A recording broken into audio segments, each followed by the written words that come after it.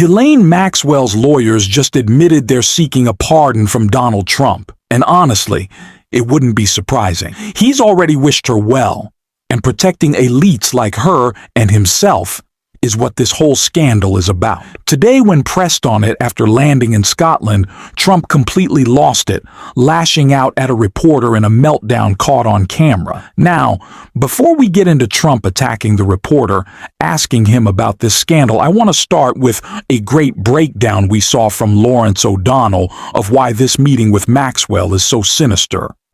After firing that prosecutor last week, Maureen Comey, and then taking it upon himself to go have a meeting with a convicted sex trafficker who was also charged with perjury. There is absolutely no legitimate basis for such a meeting with the Deputy Attorney General, former criminal defense lawyer for Donald Trump, who gave every appearance today of still functioning as, in effect, Donald Trump's criminal defense lawyer. Could Todd Blanche have any other purpose in talking to Ghislaine Maxwell than trying to get her to say something positive about his client, Donald Trump?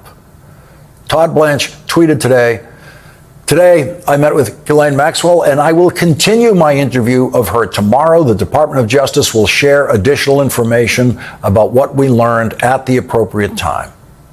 Ghislaine Maxwell's lawyer said this after the strangest meeting a criminal defense lawyer has ever had with a Deputy Attorney General of the United States.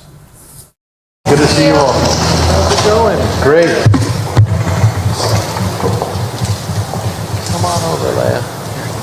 The meeting with Ghislaine Maxwell is just the latest sign of Trump's ongoing cover-up. Footage showed her returning to prison with boxes of unknown materials, and we still have no idea what's in them or what Trump is hiding. There's been zero transparency, just more lies and deflection.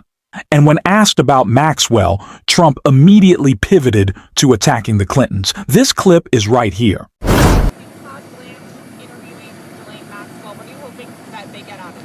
I really have really nothing to say about it. She is being talked to by a very smart man, by a very good man, Todd Blanche. And I don't know anything about the conversation. I haven't really been following it. A lot of people are asking me about pardons. Obviously, this is no time to be talking about pardons. But a lot of people have asked about pardon. This is just not a time to be talking about pardons. Todd will come back with whatever he's got. You're making a very big thing over something that's not a big thing. You should be talking about, if you're going to talk about that, talk about Clinton, talk about the former president of Harvard, talk about all of his friends, talk about the hedge fund guys that were with him all the time. Don't talk about Trump. What you should be talking about is the fact that we have the greatest 6 months in the history of a presidency, according to a lot of people. And we had an amazing 6 months. And this is sort of an example of it. Now we're meeting with the European Union, we're also meeting with, as you know, the head of UK. Trump always deflects, blaming the Clintons, Biden, or Obama. But now he's added a new line. The same man who pushed wild conspiracies about the 2020 election and claimed to be a political prisoner is now attacking the media when asked about Epstein. This clip is right here. Did you ask House Republican leaders to not vote on the resolution about releasing the files? I was never involved in that. I'm focused on making deals. I'm not focused on conspiracy theories that you are. I mean, I watch you people. It's so sad. You ought to talk about the success of our country instead of this nonsense you talk about over and over again. Really, Donald? The media is the problem? Not you covering for your billionaire pedophile friends? Trump wants us to believe that asking questions is the real crime, not the cover-up. But at this point, it doesn't matter what you ask him. He's just going to lie. This clip is right here.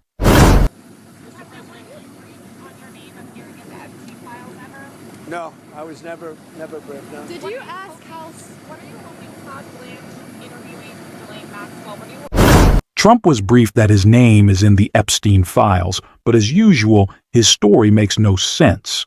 He claims the files are fake, that Obama wrote them, and somehow also says he hasn't seen them. It's pure contradiction. MAGA is once again trying to turn this into a joke at the expense of the victims. This clip is right here. Let me start by asking you, this nightmare has followed you for a very, very long time, decades. And I'm sure that Jeffrey Epstein's reemergence, all over the news, has been incredibly painful. How are you? How are you doing? Yes. How are you digesting all of this? Thank you for asking that. That's very thoughtful, because a lot of people aren't aware of every time his picture is on one of their podcasts or, and I've asked several people, can you please not just flash his picture everywhere, or Maxwell's, and not glamorize them? But thank you for asking that, because a lot of people aren't aware that re-traumatizes victims every time we have to see his face. And it's a case that has just never gone away. It just won't go away. And I need your audience to understand that, I reported this almost 3 decades ago. So a lot of people will say, oh, why is she just coming forward now? And they think it's political. And it's not. It's something I've been working on pretty much. I dedicated all of my youth to this. And so I'm doing it not just for me, but for the victims who are now deceased and the victims that are very much alive. And I want to get justice for all of them. I feel that for my little sister to have gone through what she went through and to have had to testify against Maxwell and then have to suffer, and there are others that I love very much who are suffering this right now about Maxwell, it's completely unacceptable. Why would Maxwell be given a voice when she is a convicted pedophile? It's been very difficult, and I appreciate the question. I appreciate you asking. What's being covered up isn't just about Trump. It's about everyone tied to Epstein. Trump's protecting others not out of loyalty, but because exposing them could lead back to him. That's the real reason. And while all this unfolds, Trump would rather rant about windmills. This clip is right here. Well, I say 2 things to Europe. Stop the windmills. You're ruining your countries. I really mean it. It's so sad. You fly over and you see these windmills all over the place, ruining your beautiful fields and valleys and killing your birds. And if they're stuck in the ocean, ruining your oceans. Stop the windmills. And there's a couple of things I could say, but on immigration, you better get your act together. You're not going to have Europe anymore. You got to get your act together. And we, as you know, last month we had nobody entering our country, nobody. Shut it down. And we took out a lot of bad people that got there with Biden. Biden was a total stiff. And what he allowed to happen, but you're allowing it to happen to your countries. And you got to stop this horrible invasion that's happening to Europe, many countries in Europe. Some leaders have not let it happen. And they're not getting the proper credit they should. I could name them to you right now, but I'm not going to embarrass the other ones. But stop. This immigration is killing Europe.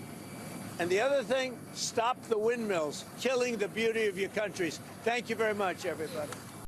This isn't just another Trump rant. It's a public meltdown. He's in clear cognitive decline, pushing wild conspiracies to distract from a very real, very criminal cover-up. And as always, he used the chaos to slip in a plug for his golf clubs. This clip is right here. Successful man, he'll be doing a good job. The Royal and Ancient says you're going to have to improve infrastructure at Turnberry to bring the Open back. Is that something you're going to have to I don't know. The best course anywhere in the world is Turnberry. The players all want to be at Turnberry. Everybody wants to be at Turnberry, so we'll see how that works out. The infrastructure needs to be I think the infrastructure in the course is good. In fact, the Royal and Ancient, I don't know if you're aware of this, they spent a lot of money, hundreds of thousands of dollars, or probably into the millions of dollars, and they've laid all the wire for television and for electricity under the holes of Turnberry.